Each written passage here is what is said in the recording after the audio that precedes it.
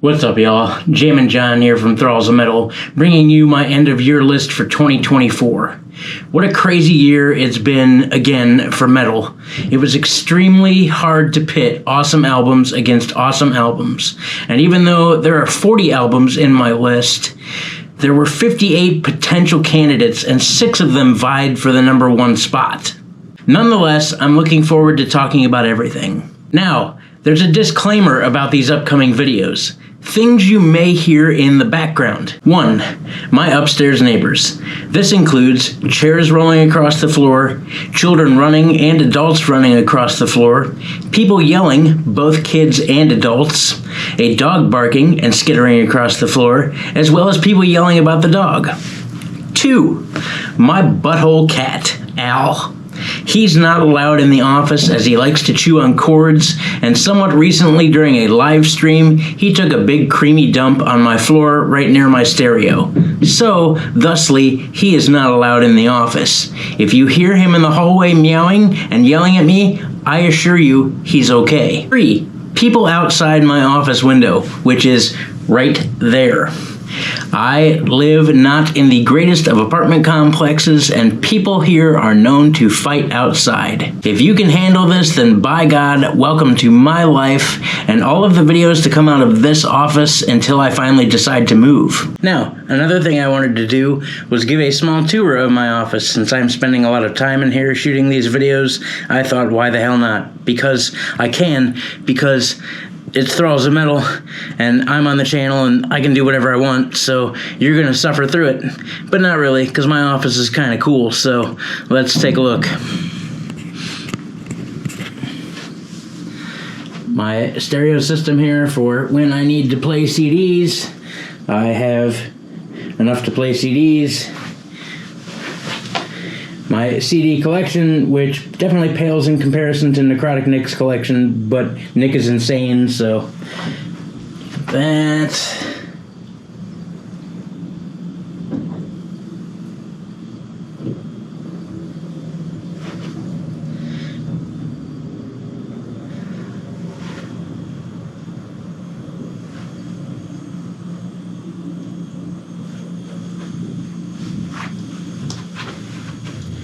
The show we booked with Narcotic Wasteland, Mutilatred, Axioma, Cadaverous.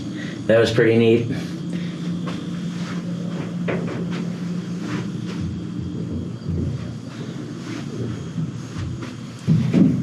For birthdays, Nick likes to buy me Back to the Future toys, which I think is a great idea.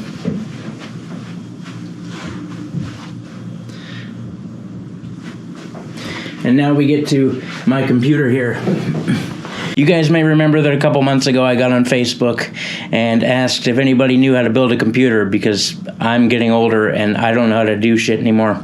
So I had one of my buddy's sons build me a computer. My friend Randy, he said, hey man, my son Emerson is great at building computers, and I said, cool. I met Randy in a Best Buy like a decade ago because he was wearing a Cannibal Corpse shirt, and I said, hey man, nice shirt. I like metal too. And then I proceeded to run into him at countless shows over the years. And I said, that's cool because I don't know how to build computers. And so he put me in touch with his son Emerson, and I told Emerson what I wanted out of the deal and what I wanted the computer to do. And yeah, that's where we are. So this is my new computer. It's pretty snazzy. It lights up. It has all the things I wanted on it. He paid great attention to what I needed. So from now on, if you see a video that I have shot, I've edited it on this computer, and this computer does more than what I needed to do. And thank you, Emerson. I promised you I'd give you a shout out, so I figured why not do it on this video, because once again I can. So back to business. I know Necrotic Nick does his top 10 EPs with the inclusion of his 40 albums of the year list, whatever. I'm not insane like Nick is. Well, I take it back. I'm insane, but not like Nick is. I don't know. Nick has a lot of time on his hands. I don't have a lot of time on my hands, so I don't have 10 EPs, but I have 5. I also have some honorable mentions because, again, too much great music this year, and I couldn't leave some things out of the boat.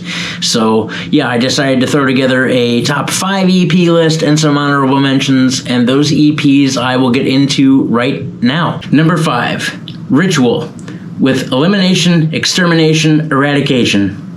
Man, look, these dudes...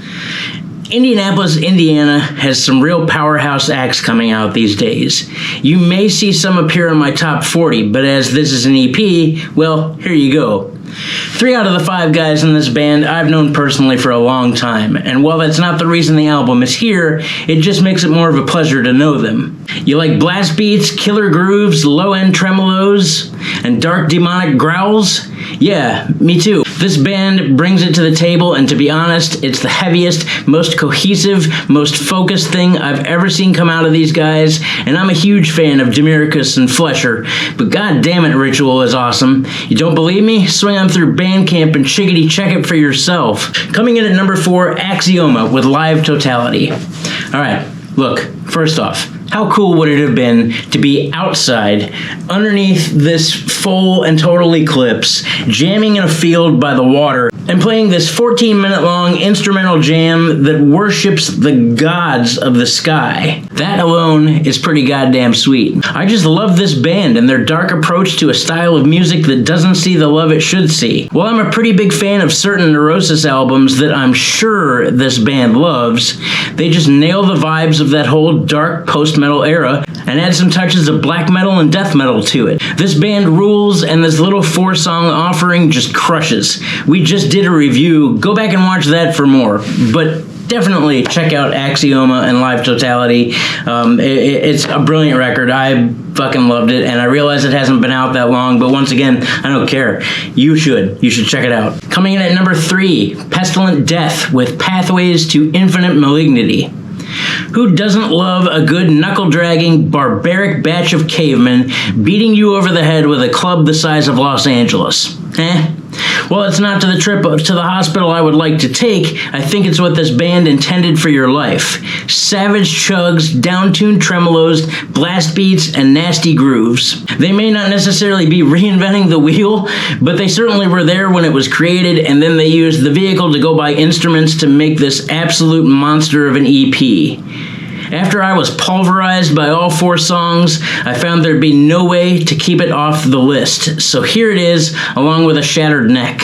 Coming in at number 2, Alluvial, Death is But a Door. I used to be a big Faceless fan. In fact, I still enjoy the first 3 records, but one of my biggest takeaways from that whole era of time was autotheism. That's where I first discovered Wes Hawk, or Hawk, or however you say it. That's where I first discovered Wes, and he was a hell of a guitar player, and in fact still is a hell of a guitar player. I think that's where a bunch of us first discovered that riffy bastard. His guitar tone alone is worth putting this offering on the list. With the exception of the title track, which is my least favorite of the batch, this record slaps. Do people still say that? Slaps? This record slaps? I don't know. If they don't, I'm bringing it back. Consider Slaps brought back. I brought it back. I'll take credit. Not a big deal. Bog Dweller and Area Code are super heavy, riffy, groovy songs. But my favorite jam, possibly favorite jam for the year, possibly my favorite song of the year, would be Fog Belt. I've jammed that song probably, 150, 200 times. The hook gets stuck in my head. It is devastatingly heavy. I absolutely love it to death. I was scatting that riff today while we were at Nick's birthday dinner. It gets stuck in there. I love it. I love how heavy the album is. I love watching this band continue to evolve. And again, who doesn't love killer guitar playing with an awesome tone? It's what lands this EP at number 2 for me. Enough said. And coming in at number 1, my number 1 EP for 2024, Enforced, A Leap into the Dark. What do you want me to say? Enforced are some of the best in the game as far as crossover thrash is concerned. They have yet to put out anything bad, in my opinion. I've been listening to Enforced pretty much since Killgrid came out. Necrotic Nick showed it to me, and I said, yeah, that. And if the album isn't good enough, have you ever seen these dudes live? Holy shit, this band brings it all the time. They fire on all cylinders. Plus, they're killer dudes to know. I love the Enforced guys, but yeah, I mean, if I ever need a good, heavy, intense, in-your-face, thrashy banger, Enforced is one of the first bands I always go to. High intensity, sickeningly heavy breakdowns, and enough ferocity to snap your neck. The musicianship is on point, and this EP is just another reminder of everything I've said. It even has an obituary cover, and I think that Knox does a great John Tardy. But yeah, nonetheless, that's my number one EP for 2024. I hope you like this list. Now I'm going to move on to honorable mentions.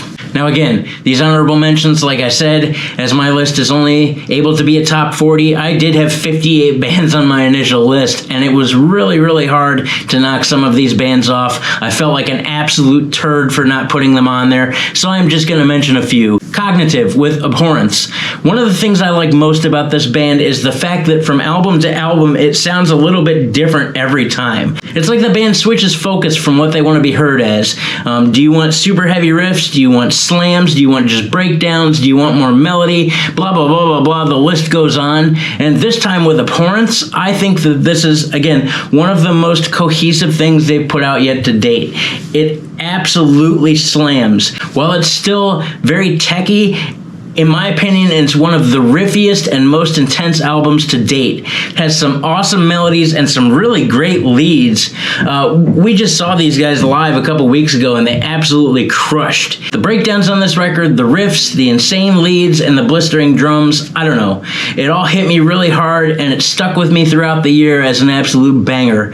If you like this band before, or have set them down and yet to come back, check this fucker out. The song A Pact Unholy and the nasty grooves in As the Light Fades, as well as the sheer grossness of Lunar Psychopathy. Yeah, this record. Check it out. Again, I'm sorry that I couldn't put it on the list. I just didn't have room, and there were bands I couldn't kick off, but I love the band nonetheless. Totally worth an honorable mention.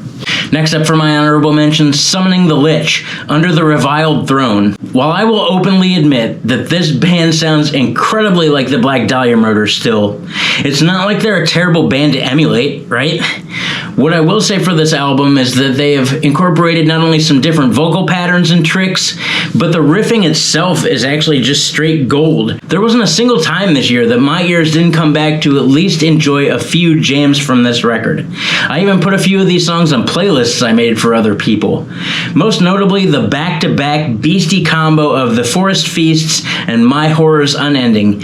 These two songs alone show that this record is hungry and growing as musicians, and I don't know, the album itself is just a banger. So if you've yet to check out that record, do that as well. Two more and then I'll shut the fuck up. Next in line would be Fit for an Autopsy, The Nothing That Is. I personally became a really big fan of this band back during the pandemic when they released The Sea of Tragic Beasts. Hell, I gave that record 5 stars, and I actually still stand by that today. This album in particular, The Nothing That Is, brings back the killer mix, the riffs, and the energy found in The Sea of Tragic Beasts. Say what you will about this band, but nobody writes breakdowns like Fit for an Autopsy. Just heavy, hard-hitting, chunky, massive piles of filth. It's heavy, it's riffy, and I don't even mind the Cleed singing. Maybe it's because Joe Bad doesn't sound like a pussy. I don't know.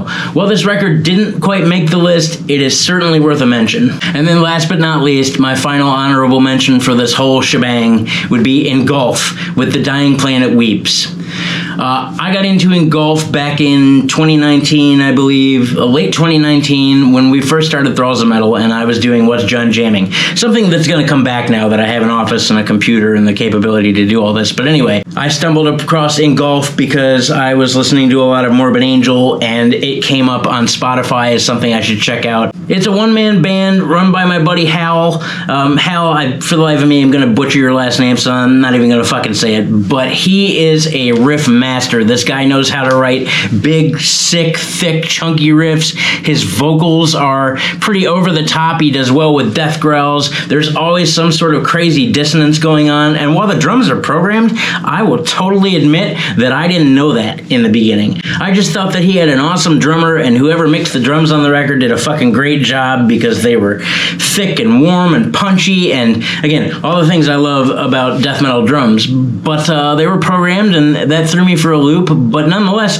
the band is cool. It's just heavy, man. If you just like big, thick, heavy, chunky riffs and some dissonance and some great melodies and some tremolos, and again, all the things I love, right? Chug and dissonance. I get to say it a couple times. It's something Engulf has for sure. Well, this isn't my favorite record from Engulf. It definitely deserves to be on the list because, again, it is just heavy, blasty, nasty death metal. Songs like Lunar Scourge, god damn it, I love that song. That song is incredibly heavy and very catchy, and just, I mean, right there, I get my chug and dissonant fix. I get my neck breaking, back breaking, head banging going on.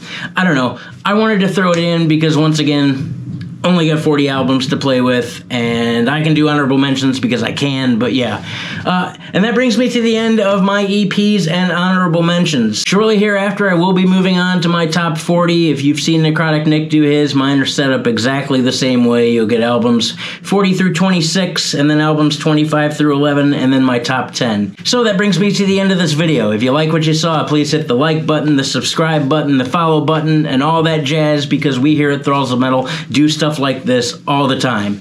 If you would like to support us and help us out, we now have memberships going on. For just 99 cents, you can become a member of the Thralls of Metal YouTube community. We don't offer a whole lot right now, except for stupid emojis. That's right, we have a booger troll, and I'm sure we're going to come up with other stupid emojis because, like you know, we're pretty stupid. With those emojis, you can use it in our members-only live streams. Again, this is just something we're doing to help support the channel. It pays for StreamYard for us to be able to do those live streams. If you want to help us out, go ahead and click the join button down below. We again also have our Thralls of Metal store. If you go to thrallsofmetal.com, you'll still find t-shirts and hats and all that jazz. I would love to get stickers and grinders. I don't know what we're going to do, but it's still all there. So if you would like some merch, go ahead and click thrallsofmetal.com down below.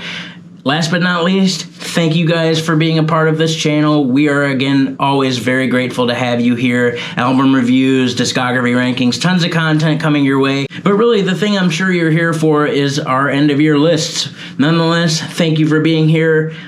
I think it's totally awesome you're here. I'm sure Nick does too, but he's at his house celebrating being old. Nonetheless, you guys, take care.